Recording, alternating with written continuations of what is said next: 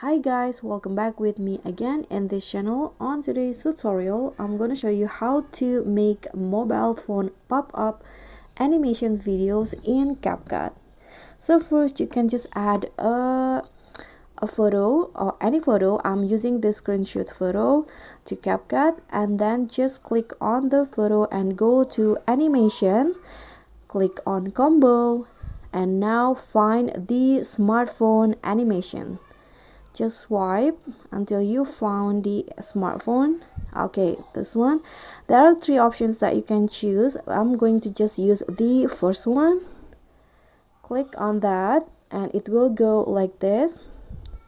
Now you can just go back, find canvas option, and then click on background and use the same photo as the background. Okay, so this is the same photo.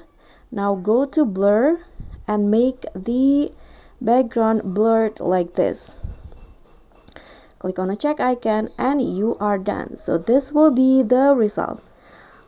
Okay guys, so that's all from me. Thank you so much for watching. Please don't forget to subscribe, like, comment, and click on the thanks. Bye.